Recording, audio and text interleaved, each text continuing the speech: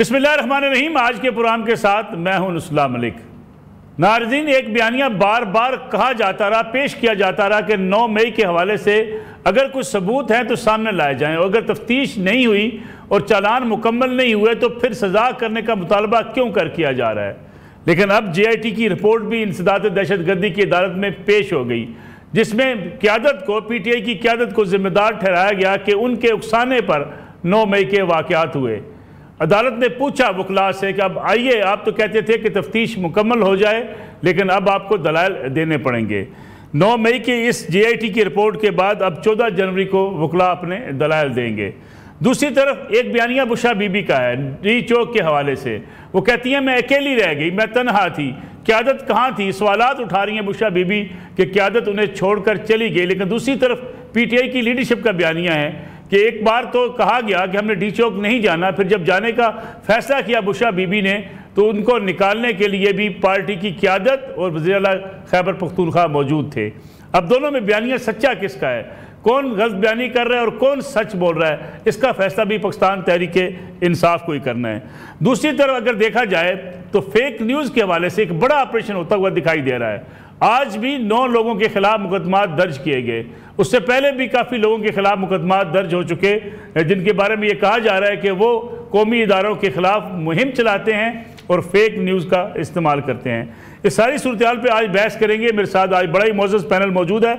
हमारे उस्ताद जनाब सलीम बुखारी साहब, मुल्क के सीनियर सहाफ़ी और तज़कियाकार हैं। बुखारी साहब, आपका बहुत शुक्रिया पुराने वक्त देने के लिए। उनके साथ तशरीफ़ रखते हैं अतर काज़मी साहब, सीनियर तज़कियाकार, सीनियर जर्नलिस्ट, और उनके साथ जनाब हैदर नकवी साहब, सीनियर तज़कियाकार भी हमारे साथ मौजूद हैं। सलीम बुखारी साहब, प्रोग्राम का आगाज़ मैं आपसे करना चाहूँगा। मैं बार बार एक बात कही जाती रही कि पुलिस ने ताख़ीर की, तफ्तीश मुकम्मल नहीं है, हमारे खिलाफ सबूत नहीं है, CCTV की फुटेज नहीं है। लेकिन 9 मई की JIT की रिपोर्ट भी आ गई, जिसमें वाज़ेह कर दिया गया कि जो लीडरशिप थी PTI की, उनके उकसाने पर लोगों ने जाकर हिसास मुकामात पर हमले किए। बहुत शुक्रिया आपका मलिक साहब, आपने याद किया अपने प्रोग्राम में। देखिए, 9 मई का कसिया जो है ये अब काफ़ी तूल पकड़ चुका है। पहले ही इसके ऊपर बहुत देर पहले जो कुछ भी होना था वो हो जाना चाहिए था, लेकिन बावजूद कहीं अदालतों में लोग हाजिर ना होते रहे, कहीं वकला नहीं आते थे, कहीं सुप्रीम कोर्ट में रिट हो गई, उन्होंने पेंडिंग कर दिया सब कुछ, तो मुकदमात चल नहीं रहे थे। लेकिन अब चूँकि मुतालबा इतना ज़ोर पकड़ गया था कि जिधर भी देखते थे यही आवाज़ आती थी कि जी 9 मई का फैसला होना चाहिए केसेस का। जनाब, हमारे तो मासूम और मजलूम लोगों को पकड़ के बिठाया हुआ है, साल साल हो गया है। ज़रा थोड़ा सा अगर मैं आपको पीछे ले जाऊँ, आप मुझे इजाज़त देंगे? जी। तो आपको 9 मई के बाद 10 तारीख को इमरान खान साहब ने सुप्रीम कोर्ट में बैठे हुए क्या कहा था, अगर आपके पास वीडियो हो तो ज़रूर चलाइए, लेकिन मैं उसका खुलासा बयान कर देता हूँ। उन्होंने ये कहा था कि आपने मुझे पकड़ा और आपने देखा मेरे टाइगर्स ने क्या किया। आप अगर मुझे दोबारा पकड़ेंगे तो मेरे टाइगर इससे भी बदतर करेंगे। ये बयान आपने सुन रखा है मलिक साहब या नहीं सुना हुआ? बिल्कुल ठीक है। ठीक है जी। अच्छा, अब एक तरफ तो ये है, लेकिन जब पता चला कि इसकी नौयत जो है वो बड़ी गंभीर है और ये गले पड़ सकती है, तो फिर कहा कि ये तो हमारे लोग ही नहीं थे। बिल्कुल ठीक। और इसके बाद जब फिर मजीद एहसास हुआ तो कहा ये तो एजेंसियों के लोग थे। बिल्कुल ठीक। तो एक तो ये अब बैक एंड फोर्थ की जो सूरत हाल है, उसने इस मुकदमे को और इस मुकदमे में जो लोग गिरफ्तार हैं उनकी ज़िंदगियों को मजीद अजाब में मुब्तला रखा। अब JIT बन गई है, उसकी रिपोर्ट आ गई है, तो प्रोसीडिंग्स तो अब चलनी है। जहां तक सबूत और शवाहद का ताल्लुक है, मैं, आप और मेरे साथी जितने भी मुअज़्ज़ज़ बैठे हैं पैनल के ऊपर, उन्होंने वो क्या चीज़ है जो वीडियो और उस वक्त की लाइव कवरेज में नहीं देखी हुई। ठीक है। कोई इबहाम हो या कोई ब्लाइंड केस हो तो उसके बारे में राय ज़नी की जा सकती है, लेकिन जो चीज़ खुली आंखों से देखी गई हो उसको आप आंखें बंद नहीं कर सकते, आप ये डिनाइल मोड में नहीं जा सकते। अनफॉर्चुनेटली PTI की लीडरशिप डिनाइल मोड में रही है, कभी जुडिशल कमीशन का तकर्रर करने के हवाले से, कभी सुप्रीम कोर्ट में रिट करने के हवाले से। तो इस मामले ने तूल पकड़ा जो कि नहीं पकड़ा जाना चाहिए था। और अब जबकि इसका आगाज़ हो गया है तो मेरे ख्याल से PTI की लीडरशिप को चाहिए कि वो इसको स्ट्रॉन्ग तरीके से परसू करे, अदालतों के अंदर इसको फेस करे, ताकि मजलूम लोग अगर हैं बकौल उनके इन कोर्ट्स तो उनको सजा ना हो, किसी के साथ ज्यादती ना हो पाए। बुखारी साहब, आपको लगता है कि जो 24 नवंबर की कॉल थी, जिसे आखिरी कॉल कहकर इस्लामाबाद लोगों को बुलाया गया, वो कामयाब ना हो सकी, क्योंकि कहा गया था इमरान खान साहब रिहा होंगे, 9 मई के मुकदमात ख़त्म हो जाएंगे, 26वीं आलमी तरमीम ख़त्म हो जाएगी। उसके बाद प्रेशर ज़्यादा डेवलप हुआ है पीटीआई के ऊपर, फर्द जुर्म भी आयद हो गई, जीआईटी की रिपोर्ट भी आ गई, गिरफ्तारियां भी शुरू हो गई। आप नाकामी समझते हैं उस आखिरी काल की, उसके ये असरात हैं? पहली बात तो यह है कि सियासत में कभी फाइनल कॉल किस्म की चीज़ हमने तो कभी सुनी नहीं है, लेकिन चूंकि फाइनल कॉल दे दी थी और वो कामयाब नहीं हुई, तो इसकी नाकामी का सारा सेहरा जो है वो पीटीआई की लीडरशिप के सर है। अगर आप मेरी ज़ाती रिक्वेस्ट पे तमाम उन स्टॉलवर्ड्स के बयानात इकट्ठे कर लें तो आपको पता चलेगा। कोई कह रहा है बानी साहब ने कहा है कि आप संगजानी चले जाएं, कोई कह रही है कि नहीं हमने तो डी चौक जाने का हुक्म है, कोई कह रहा है, वर्कर कह रहे हैं कि गंडापुर साहब और बीबी दोनों भाग गए, उनकी गाड़ी पर, उनके बाहर निकलने पर वर्कर्स ने क्या किया उसकी वीडियोस आपके पास मौजूद हैं, कहीं से सबूत लाने की जरूरत नहीं है। जो गालियां पड़ी, जिस नंगी गालियां दी गई वर्कर्स ने जब उन्हें पता चला कि गंडापुर साहब यहां से भाग रहे हैं, उनके फरार की कहानी भी मेरी और आपकी घड़ी हुई नहीं है। खुद उनकी पार्टी के बयानात अगर आप देख लें तो आपको पता चलेगा, या तो बानी पीटीआई के हुक्म की तामील नहीं हुई, उसकी खिलाफ वर्जी हुई है, और या आपस की कंट्राडिक्शन ने, वकला कुछ कह रहे हैं और वकला के भी ग्रुप आपस में दो कुछ कह रहे हैं, जो जेन्युइन पीटीआई के रहनुमा है वो कुछ कह रहे हैं, जो बीबी साहिबा हैं वो कुछ कह रही हैं, जो अलीमा खान साहिबा हैं वो कुछ कह रही हैं। इस कंट्राडिक्शन ने इस पूरे मार्च की नाकामी में कलीदी रोल अदा किया है। जी बिल्कुल ठीक है। सर काज़मी साहब, अगर हम बात करें इस वक्त बुशरा बीबी के बयानात की, वो कहती है मैं अकेली रह गई, पीटीआई की क़यादत कहती है नहीं हमने उनको निकालने में बड़ा अहम किरदार अदा किया। दूसरी तरफ पहले काल की जो दी गई थी 24 नवंबर की, उस पर भी इख्तलाफात थे पाकिस्तान तहरीक इंसाफ की लीडरशिप के माबैन, लेकिन अब ये सुना जा रहा है कि सिविल नाफरमानी की तहरीक और बाहर से जो पैसे भेजने हैं बैरून मुल्क पाकिस्तानियों ने अपने अजीज़ों को, उसको न भेजने की काल भी, इस पर भी पार्टी के अंदर बड़े शदीद इख्तलाफात हैं।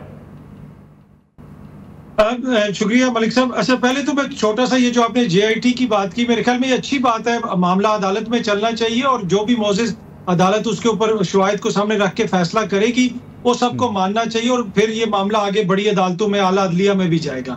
लेकिन जहां तक ये है कि क्या जेआईटी के आने से उनकी कोई गुनाही, वो गुनाहगार साबित हो गए? माजी में आपको पता है ओमनी ग्रुप की जो जेआईटी थी वो लिटरली ये मेरे सामने पड़ी हुई है इस वक्त, उसके अंदर जो चीजें लिखी गई थी जरदारी साहब के हवाले से 26 दिसंबर 21 की या 18 की, अभी मैंने ये सामने देख रहा था मेरे पढ़े हुए, ये 2018 की डॉन की जो हेडलाइन है वो ये है कि जरदारी और उसके साथियों ने स्टेट एंटिटीज के ऊपर जो है कब्जा कर लिया जेआईटी, और ओमनी ग्रुप में वो जिन शख्सियात के जिक्र था उन सबको हालिया ही दिनों में सदर जरदारी ने फिर वो कौमी तमगों से नवाजा है और जरदारी साहब खुद सदर बन चुके हैं। तो जेआईटी तो इस चीज का सबूत नहीं है कि कोई गुनाहगार है या नहीं, ये तो अदालतों में साबित होगा। अब जो आपने मार्च की बात की और उसकी कामयाबी और नाकामी की, मुझे ये लगता है कि अभी तो खान साहब की अपनी जो क़यादत है वही मुझे कन्विंस नहीं लगती। जो आपने देखा कि मार्च यहाँ पे आया, हमें तो उनकी टियर 1 की क़यादत नजर ही नहीं आई। वो तो बच्चों को, दूसरों के बच्चों को मरवा दिया यहाँ पे, और खुद वो घरों में बैठ के हर टीवी स्क्रीन पे लोगों को वलवला दिलवा रहे हैं, जोश दिलवा रहे हैं। भाई हमने तो देखा है कि जो भी क़यादत होती है, चाहे वो शहीद बीबी हो, दीगर लोग हों, वो उन्होंने जब भी कोई मार्च निकाले वो आगे होते हैं, वो सबसे आगे अगर क़यादत चल रही होती तो फिर होता ये मार्च जनाब, ये इनकी जमात का।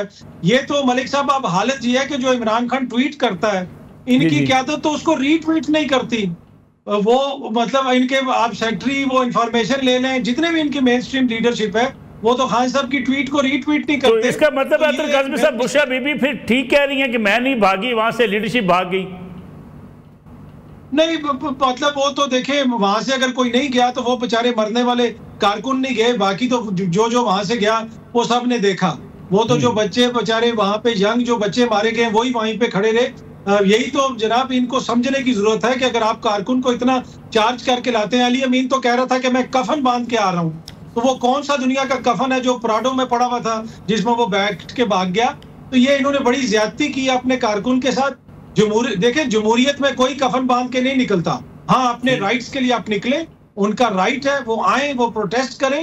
हुकूमत ने गोली चलाई तो ज्यादती की, उसके ऊपर भी हर बंदा आपको कहेगा, लेकिन जिस किस्म की लैंग्वेज वो भी यूज कर रहे थे वो भी कतन कोई जमहूरी लैंग्वेज नहीं थी जो अली अमीन जिस तरह की बातें करते रहे। लेकिन अपना हैदर नकवी साहब, अली मीन साहब तो अपनी लैंग्वेज पे, अपने बयानात से पीछे हट नहीं रहे।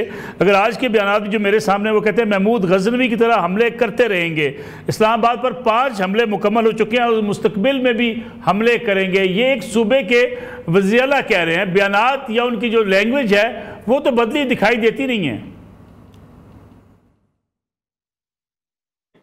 इन बयानात को जरा शुरू करते हैं वहां से जहां से आपने शो अपना शुरू किया था। बात यह है कि जो फाइलों में लिखा हुआ है ना जी, जो फर्द जुर्म आयद हो रही है, अदालतों में चला गया है, JITs बन गई हैं, जो कुछ फाइलों में लिखा हुआ है, अब वो पढ़ने का वक्त नहीं है। ठीक, अब जो दीवार पे लिखा है वो पढ़ने का वक्त है। अब आपको वो पढ़ना है जो दीवार पे लिखा है। मैं PTI से मुखातिब हूं, अली अमीन साहब की जो आपने बात की जी जी। अब दीवार पे क्या लिखा है? दीवार पे ये लिखा है कि आप शुरू हुए अप्रैल 2022 से और आपने मुसलसिल रियासत में मुनाफरत की सियासत की। आप 25 मई को हमलावर हुए 2022 में, उसके बाद आप नवंबर 2022 में हमलावर हुए, फिर आपने 9 मई किया और उसके बाद मुसलसिल, और ये 26 नवंबर तक आप पहुंच गए। अब PTI को देखना यह है कि क्या वजह है कि हर तरह की इस तरह के जो अवामिल हैं, जहां पर इस तरह की जलाओ गहराओ या इस तरह के हमले या रियासत पर हमले हो रहे हैं, वहां पे PTI हमेशा क्यों इन्वॉल्व है?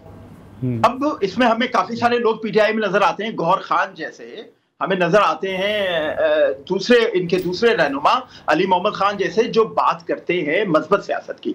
तो मुझे ऐसा लगता है कि PTI को अपने अंदर बहुत ज्यादा इस चीज का सामना है, चाहे आप उसको मुखालिफत कहें या ऐसी मुनाफिरत कहें, कि एक दहशतगर्द ग्रुप है जो हमेशा एक मस्बत सियासत करने वालों को पीछे धकेल देता है, और वो ही दहशतगर्द ग्रुप इस वक्त PTI को डिक्टेट कर रहा है। वो दहशतगर्द ग्रुप पाकिस्तान में भी उसके लोग बैठे हैं, चाहे मफरूर हो, वो दहशत ग्रुप पाकिस्तान से बाहर भी बैठा है जो वहां से डिक्टेट करता है। और जब वो डिक्टेट करना शुरू करता है तो ये जो मस्बत सियासत करने वाले हैं इनको पीछे हटना पड़ता है, और आखिर में फिर कैमरे के सामने ये मस्बत सियासत करने वाले आते हैं, बुराई भी इनके गले में डाली जाती है। फिर हमारे बहुत सारे अथर भाई जैसे दोस्त आकर उस पर बात करते हैं कि नहीं, मामला ऐसे नहीं ऐसे था। तो इन्होंने बड़ी अच्छी बात की कि ये बहुत जरूरी है कि वो जो दहशतगर्द ग्रुप है PTI के अंदर, अब ये PTI को दीवार पे लिखा पढ़ना होगा कि उसका खात्मा किया जाए, चाहे वो अली अमीन हो चाहे दूसरे मफरूर लोग हो जी। आपको लगता है कि अब ये लोग जिनके ऊपर मुकदमात हैं इस किस्म के, उन्हें सजा हो जाएगी? देखिए, जिसके खिलाफ सबूत है उसको सजा होगी, आप उसको सजा से नहीं बचा सकते। अब रह गई बात कि आप उन सबूतों को गलत कैसे साबित करते हैं, इसीलिए तो अदालतें खुली हैं, इसीलिए तो आपको बुलाया है, इसीलिए तो आपको कहा है आप आके दलाइल दें। लेकिन जिनके खिलाफ सबूत हैं उनको जरूर सजा होगी। लेकिन अब PTI को मैं दोबारा वही बात करूंगा कि सबूतों से हटकर, फाइलों से हटकर, किताबों से हटकर दीवार पे लिखा पढ़ना चाहिए। और पाकिस्तान की वो एक सियासी कुव्वत है, इससे किसी को इनकार नहीं है, उसको अपनी सियासी कुव्वत का ही मुजाहिरा करना चाहिए, उसको उस सोच से बाहर निकलना चाहिए जो बार बार रियासत पर हमला आवर होती है। ठीक है हैदर साहब, एक ब्रेक ले लें, हम एक कमर्शियल ब्रेक के बाद जब वापस आएंगे तो इसी पे बात करेंगे कि क्या PTI इस बात को समझ पा रही है कि उसे अब सियासत करनी चाहिए, पार्लिमानी जमहूरी सियासत, या इस किस्म के अगर बयानात आते रहेंगे कि हमने इस्लामाबाद पर 5 हमले मुकम्मल कर लिए, मज़ीद हमले जारी करेंगे या उसको जारी रखेंगे, तो उसके बाद फिर PTI एक कौमी सियासत में उसका किरदार क्या होगा, इस पर बात करेंगे ब्रेक के बाद।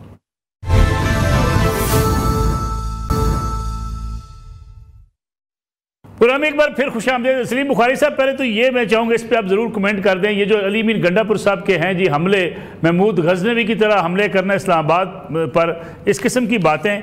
दूसरा, सिविल नाफरमानी की जो बात की जा रही है उस पर पार्टी के अंदर शदीद इख्तलाफात हैं, क्योंकि ये भी कहा जा रहा है कि 24 नवंबर का फैसला इमरान खान अकेले का फैसला था, पार्टी को एतमाद में नहीं लिया गया।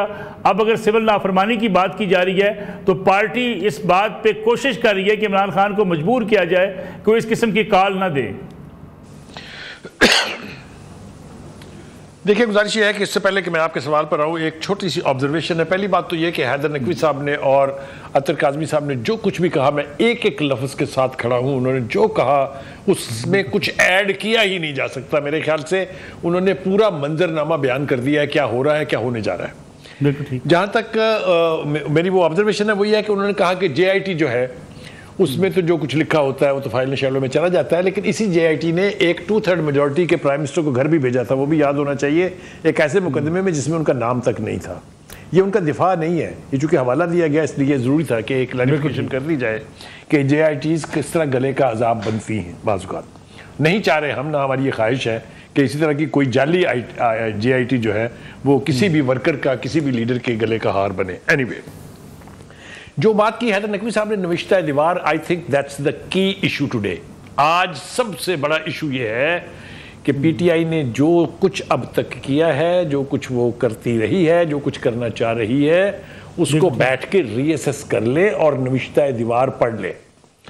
मैं इस नविश्ता दीवार के हवाले से आपको सिर्फ कल वाला जो स्टेटमेंट है फॉर्मेशन कमांडर का, उसका जो एलामिया है, उसके अंदर वाज़े इशारे मौजूद हैं। उसके अंदर डिजिटल दहशतगर्दी की भी बात है, उसके अंदर बाहर बैठे हुए लोगों की सहूलतकारी और मनसूबा साजी की भी बात है, उसमें यहाँ मौजूद लोगों को भी खुली वार्निंग है कि this is no longer tolerable. एक बात, अब आ जाए जनाब आपके सवाल के ऊपर। ये यहाँ पर कोई हिंदू हुकूमत है जिसके ऊपर हमलावर होकर वो सोमनाथ फतह करना चाहते हैं? ये पाकिस्तान है कि भारत है? जबान मुलाजा फरमाइए ज़रा, लहजा मुलाजा फरमाइए ज़रा। ये वही है ना महमूद गजनवी साहब जो कार से शराब की बोतलें निकलने के ऊपर जिस तरह से भागे थे और 2.5 मील का सफ़र करके जिस तरह ये बनीगाला पहुंचे थे। क्या कि हम सब 3-4 लोगों को याद नहीं है? वो वीडियो है ना उसकी, वो कोई हवा में तो नहीं है। वो फिर कैसे शहद की बोतलें बन गई, ये मसला छोड़ दीजिए। बहादुरी का मैंने आपको ज़रा जिक्र किया उनका कि कितने बड़े बहादुर हैं। 3 हमलों में तो वो खुद मौके से गायब हो गए। एक दफ़ा आए तो 7 घंटे के लिए गायब, दूसरी दफ़ा आए तो पूरी रात के लिए गायब, और इस दफ़ा जिस तरह वो भागे हैं, वो खुदा के वास्ते जो कुछ आपने कर दिया है उसके 3 खौफनाक पहलू हैं जिसकी तरफ मैं निशानदेही करना चाहता हूँ। एक तो ये कि ये पाकिस्तान की हिस्ट्री में नहीं बल्कि दुनिया की और ख़ास तौर से सब कॉन्टिनेंट की हिस्ट्री में आज तक नहीं हुआ कि कोई एक इकाई जो है वो फेडरेशन पर चढ़ाई कर दे, कोई एक सूबा जो है वो दारुल खिलाफे पर कब्जे का ऐलान करके आए। दूसरी बात यह है कि ये जो ये कहते हैं कि हम सरों पर कफन बांध के आए हैं, वो अपने आप को प्रॉपरली इक्विप्ड करके लाते हैं। लिहाजा जो एलिगेशन उनके ऊपर यह है कि लोग मुसल्लह थे, ये बात फिर करीने क्यास लगती है। आपने तो कहा था कि हमने घर वालों को कह दिया आप हमारी फातिया और हमारे जनाजे पढ़ लीजिएगा। भागते हुए तो आपने 1 सेकंड नहीं लगाया वहां से, और जिस तरह से आप भागे हैं वो वीडियोस आज नहीं है, कुछ तो है, लेकिन जो असल जिनके पास है वो जब सामने आएगी आपको पता लगेगा भागना कहते किसको है। दूसरी बात ये कि बीबी ने कहा मैं वहां अकेली रह गई थी, बिल्कुल झूठ है, बिल्कुल झूठ है। ये इतने भरे रश में से भागे हैं कि लोगों ने इनके ऊपर पानी की बोतलें मारी हैं, वर्कर्स ने इनके गाड़ी का घेराव किया। ये वीडियोस मौजूद है ना, ये कोई हवा में थोड़ी ये बात। वो पीट के चिल्ला के कह रहे हैं मैं वजू करने जा रहा हूँ। गंडापुर साहब वो जो सोमनाथ वाले हैं, जो महमूद गजनवी साहब हैं। तो मतलब कहने का ये है कि ऐसी चीज़ें जो की नहीं जा सकती, एक तो ये हवाला है। दूसरा हवाला ये है कि अगर आप इसको आज इनकरेज करेंगे तो बलूचिस्तान हमारे सर पर खड़ा है। सिंध की बातें आप और मैं सुन चुके हैं, सिंधु द्वेष मैं तो नहीं बना रहा था ना। वो कुव्वतें कहाँ गई? अगर उनको इनकरेज किया जाता, अगर वो अपने मिशन में कामयाब होते तो पाकिस्तान का आज नक्शा क्या होता। लेकिन अनफॉर्चुनेट बात है, क्या इसी पार्टी के चीफ ने ये नहीं कहा था कि पाकिस्तान के 3 टुकड़े होंगे? क्या ये नहीं कहा था कि फौज तकसीम होगी? मतलब है ये कौन सी ऐसी बात है जो हवा में है? तो उन्हें मेरे ख्याल से अब अकल आनी चाहिए कि सियासत करने का रंग सियासी रूट्स अपनाने से ही होगा। वो एक सांस में अगर ये कहेंगे कि मैं इस चीफ को कब्र की दीवारों तक नहीं छोड़ूंगा, और दूसरे में कहें कि मैंने बात उन्हीं से करनी है, और वहां से जवाब आए हमने आपसे बात करनी ही नहीं, आप जो मर्जी कर लें, तो कौन सा हल निकलेगा मलिक साहब? बिल्कुल ठीक। तो ये जिस एक्सट्रीम पोजीशन पर उन्होंने अपनी पार्टी को पहुंचा दिया है और जिस तरह की बिकरिंग उनकी पार्टी में है, आई थिंक बिल्कुल ठीक कहा हैदर नकवी साहब ने।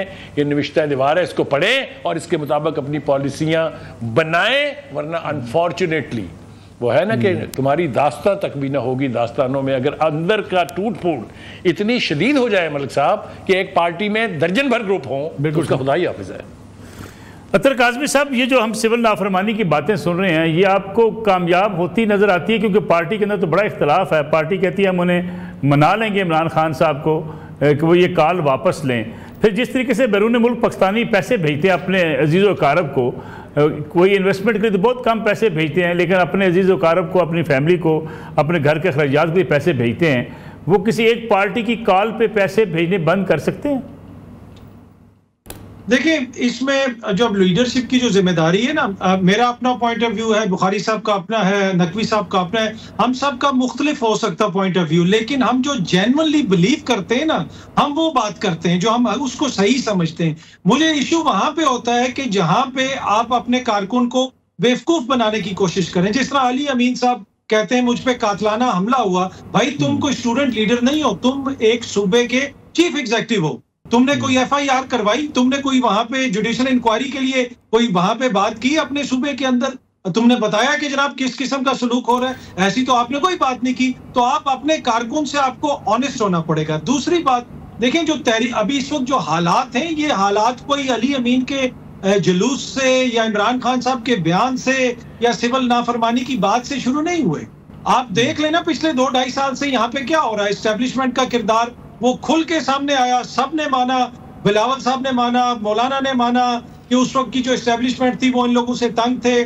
उन्होंने आके कहा कि एक ऐसा चीफ लग जाएगा जो 10 साल तक बैठा रहेगा, वो सब कुछ हमारे सामने है। उसके बाद फिर जो इंतखाबात हुए, आपने लोगों को राइट दिया कि जाके अपने लोगों को चुनो, ऑल्दो के उससे पहले बल्ले का निशान ले लिया गया था, लेकिन 8 फरवरी को लोगों ने जिसको वोट दिया नहीं माना गया उसको।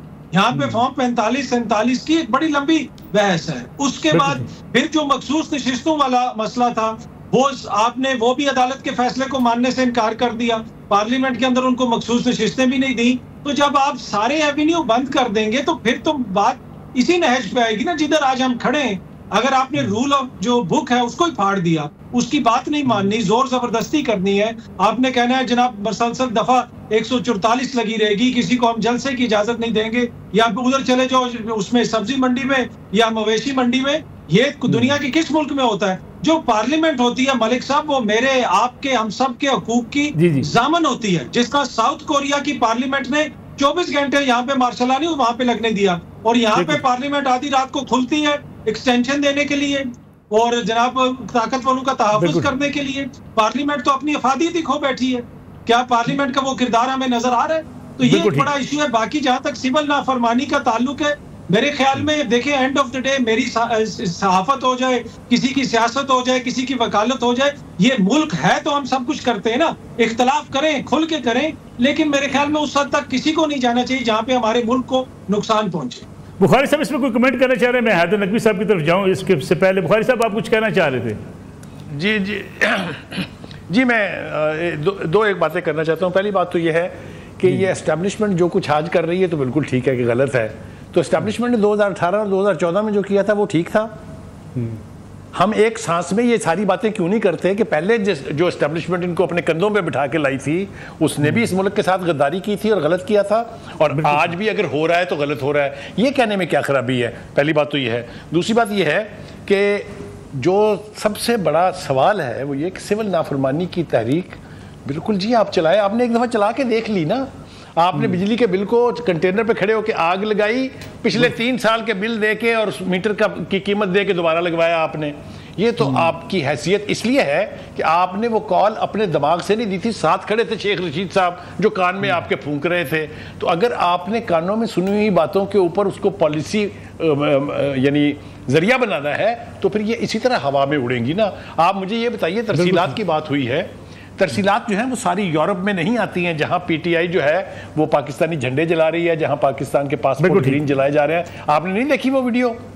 अच्छा, हमारी रेमिटेंसेज आती हैं मैक्सिमम मिडिल ईस्टर्न कंट्रीज से, सऊदी अरब से, यूएई से सबसे ज़्यादा जो हैं, और ये सारे लोग वहाँ अपने अपने घरों को चलाने के लिए गए हुए हैं। ये सियासी पार्टियों की कैंपेन के लिए नहीं गए हैं। सारा जो आउटसाइड मुल्क में बसते हैं वो शयान अली नहीं है, तो इसलिए ये भी कैंपेन उनकी कामयाब होने वाली नहीं है। पहले भी करके देख ली थी एक दफ़ा। तो इसलिए मेरा ख्याल से इसके जो अतर काज़मी कह रहे हैं कि सियासी हल की तरफ जाएं, आप सियासत नहीं करेंगे तो एस्टैब्लिशमेंट हमेशा स्ट्रांग होती रहेगी और सियासत और जमहूरियत दोनों की बसात लिपटती रहेगी। हैदर नकवी साहब, अगर पीटीआई का ये गिला है कि हमारी स्पेस कम की जा रही है, हमें स्पेस दी नहीं जा रही, जब आप स्पेस नहीं हमें देंगे तो फिर इस किस्म की जो है वो हमलों की बात करना या इस्लामाबाद पर चढ़ाई की बात करना या ये कहना कि हम सिविल नाफरमानी की तरफ चले जाएंगे, उसकी बुनियादी वजह यही है कि आप हमें स्पेस देने को तैयार नहीं हैं। अच्छा, पहले तो देखिए बुखारी साहब हमारे भी उस्ताद हैं, और वो जो मैंने फाइलों की बात की थी, JIT की बात की थी, वो मैंने PTI के हवाले से की थी। अगर आप उन्हें नहीं भी मानते तो कम से कम जो दीवार पे लिखा उसको तो मान लें, ये मैंने बात की थी। आपने स्पेस की बात की, कौन सी स्पेस की बात करते हैं आप? उस जमात के लिए स्पेस की बात करते हैं जिसके 90 से ज्यादा अरकान कौमी असम्बली इस वक्त मौजूद है। उस जमात की स्पेस की बात करते हैं जो एक सूबे में अभी हुक्मरान है। आपको कौन सी स्पेस चाहिए? बात यह है कि आपको स्पेस देने की, आपके लिए रास्ता बनाने की, आपको उन तमाम रास्तों से गुजारने की जो पाकिस्तान में जमहूरी अमल को मजबूत करते हैं, आपको हमेशा जगह दी गई। लेकिन आप ही के अंदर जो दहशतगर्द तबका है, आप ही के अंदर जो मुनाफरत फैलाने वाला तबका है, वो सारी स्पेस को अपने हाथों से तबाह कर देता है। अभी आपने अली अमीन के बयान की बात की, इससे पहले भी मुसलसल इस तरह के बयान दिए जाते रहे जो रियासत पे हमला करने के जो इंटेंशंस है उनकी, कि हम रियासत पे इस तरह हमला करेंगे। तो आप क्या इस तरह के हमलावरों को स्पेस देना चाहते हैं? सबसे जरूरी चीज ये है कि आपको अपने अंदर, बार बार यही बात की जा रही है कि अब वक्त आ गया है कि आपको अपने अंदर तब्दीली लेकर आनी है। आपको रियासत बार बार मौका दे रही है, आपको रियासत बार बार मौका दे रही है, लेकिन आप अपने अंदर तब्दीली नहीं लेकर आ रहे। आपको अपने अंदर तब्दीली लेकर आनी है। आपकी ये 90 अरकान असम्बली आपके लिए पूरा निजाम बदल सकते हैं अगर आप इन 90 अरकान असम्बली को इस्तेमाल करना सीखें। लेकिन आप इस्तेमाल करना नहीं सीख रहे। आप बार बार दहशतगर्दी की, मुनाफिरत की, इंतशार की, रियासत पे हमले की बात करते हैं, और आपने अपना चेहरा इतना मसख कर दिया है, इतना मसख कर दिया। सिविल नाफरमानी की आपने बात की, सिविल नाफरमानी की कॉल देके तो आपने इस मुल्क पे बहुत बड़ा एहसान कर दिया। क्या एहसान कर दिया?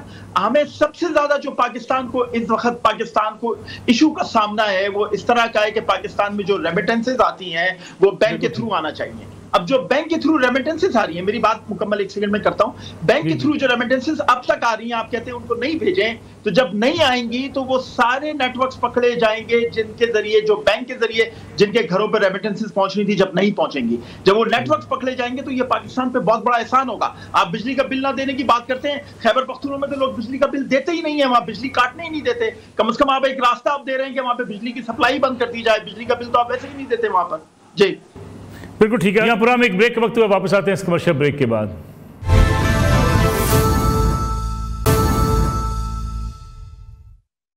पूरा में एक बार फिर खुशामदीद। सर काज़मी साहब, ये जो बात की जाती है कि PTI के पास अरकान असम्बली भी हैं, पार्लियामेंट के अंदर वो मौजूद हैं, अपने आप को यूटिलाइज़ करें, कौमी धारे के अंदर रखें अपने आप को, सियासत करें और इन चीज़ों से बाहर निकलें। दूसरी तरफ हम देख रहे हैं कि जो ख़ास तौर पे सोशल मीडिया पे जो मुहिम चलाई जाती है उसके नतीजे में 32 अफराद के खिलाफ मुकदमा दर्ज हो चुके।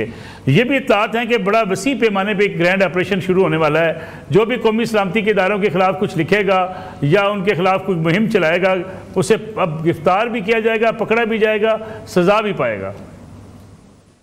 देखिए, पहली बात तो यह है कि उनके अरकान असेंबली मौजूद हैं। क्या इतने ही लोगों को वोट दिए थे लोगों ने या उससे ज्यादा लोगों को दिए थे? दूसरी, ये जो 26वीं आईनी तरमीम हुई है, मैं इस्लामाबाद में बैठा हुआ हूँ और मैं आपको हल्फन बता सकता हूँ कि पाकिस्तान पूरे में किसी जगह पे भी अगर आप किसी से भी बात कर लें, 26वीं आईनी तरमीम के वक्त पाकिस्तान तहरीक इंसाफ के तमाम MNAs, तमाम सेनेटर्स वो अंडरग्राउंड चले गए। उन्होंने कहा कि हम सामने आएंगे तो हमें उठा लिया जाएगा और हमसे जबरदस्ती वोट डलवाए जाएंगे। किसी टीवी प्रोग्राम में बंदा नहीं मिल रहा था। तो भाई ये कैसी जमहूरियत है कि जहां पे अरकान पार्लियामेंट वो छुप जाएं कि भाई हमें हुकूमत उठा के हमसे जबरदस्ती वोट डलवा देगी। तो ये हमारी जमहूरियत की रियलिटी है, रियलिटी चेक है।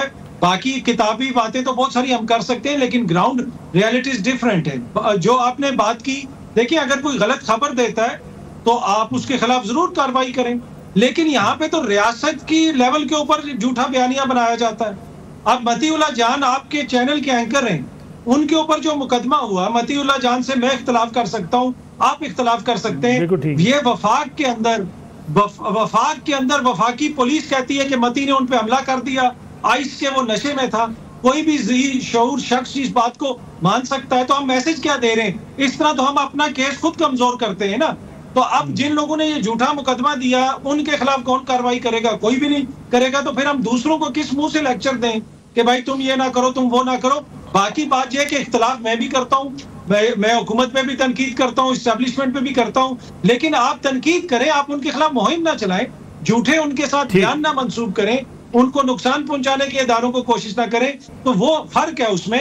एक छोटी सी बात मैं ऐड करूंगा मलिक साहब, देखें यहाँ पे अदलिया हो जाए, मुकन्नना हो जाए, इंतजामिया हो जाए, इस्टेब्लिशमेंट हो जाए, हम किसी को भी कमजोर करेंगे तो कभी भी पाकिस्तान या हम मजबूत नहीं हो सकते। ये सब हमारी जो है ना मजबूती के ज़ामन है, तो सबको अपने अपने आईनी किरदार के अंदर हमने मजबूत करना है, ये समझने वाली चीज़ है। बिल्कुल ठीक है। सलीम बुखारी साहब, फाइनल कमेंट में आपसे चाहूँगा, मैं ये जो जमहूरियत कमज़ोर करने की बातें की जाती हैं आजकल, तो इल्ज़ाम लगता है सियासतदानों के ऊपर कि उनके इन मामलात की वजह से स्पेस जमहूरियत की भी कम हुई है। देखिए, गुजारिश ये है कि जो भी मुआशरा, जो भी जमहूरियत जो है वो अगर अपनी स्ट्रेंथ के लिए एस्टेब्लिशमेंट की तरफ देखेंगे तो उसकी बदकिस्मती का नविश्ता दीवार वही होगा जो आज हमारे सामने लिखा हुआ है। जी जी, आप जिसको मर्जी उठा के देख लीजिए। अगर मैं आपको हकीकत बयान करने लगूं कि कितने कितने महीने इंतजार करते हैं चीफ ऑफ आर्मी स्टाफ से मुलाकात के लिए बड़े से बड़े टावरिंग लीडर, तो आप हैरान रह जाएंगे।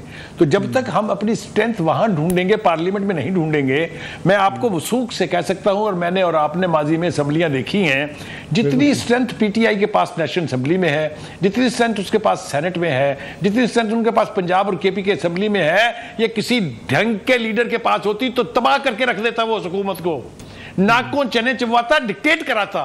लेकिन पार्लियामेंट में तो उनका फेथ ही नहीं है। फेथ तो है THQ में, तो फिर इसका क्या करें? मेरा आपका कसूर तो नहीं है।